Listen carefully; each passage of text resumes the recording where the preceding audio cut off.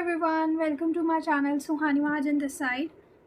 इस वीडियो में मैं सीए इंटरमीडिएट के लॉ सब्जेक्ट को रेट करूँगी, उसकी डिफ़िकल्टी लेवल को आपके साथ डिस्कस करूँगी।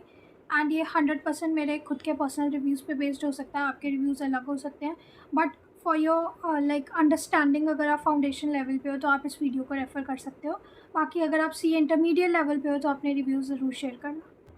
तो इस वीडियो को स्टार्ट करने से पहले मैं आपको एक बहुत क्रूशियल टिप देना चाहती हूँ अपनी तरफ से, कुछ एडिशनल बताना चाहती हूँ कि गाइस किस फैकल्टी को आप चूज़ करते हो throughout your CA inter journey is very important step to be taken and very rationally it should be taken, क्योंकि यही फैकल्टी चूज़ करती है कि आपको वो सब्जेक्ट ईजी लगेगा या टफ़ लगेगा।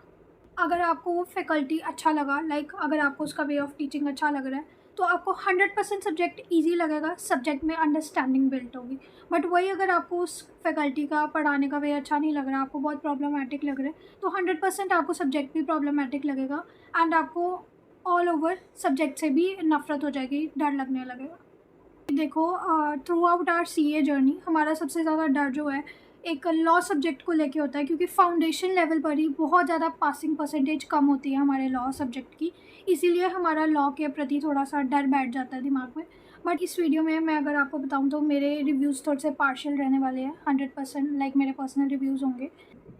तो लॉ का सबसे पहले तो मैं आपको ये बताना चाहूँगी कि लॉ का अगर आप लर्न करोगे आईसीएआई के स्टडी मटेरियल से तो आपको बहुत ज़्यादा दिक्कत होगी, क्योंकि उसमें बहुत एक्सटेंड कर करके चीज़ें बोली गई हैं and shouldn't be referred until and unless आपने आपकी फैकल्टी आपको अच्छी बुक्स नहीं प्रोवाइड करती। तो बाकी ये जो आपके स्टडी मटेरियल के जो भी इसमें लैंग्वेज वगैरह होती है ये बिल्कुल भी अंडरस्टैंडेबल नहीं है, बहुत ज़्यादा टफ लैंग्वेज होती है।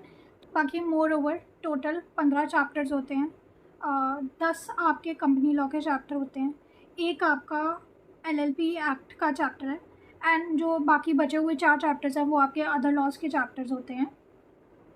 बाकी मैं आपको और ज़्यादा फर्दर डिस्क्राइब करूँ तो इंटर के लॉ में आपको थोड़ी सी पेनल्टीज़ याद करनी पड़ती है, लाइक काफ़ी ज़्यादा पेनल्टीज़ होती हैं, वो आपको याद करनी पड़ती है।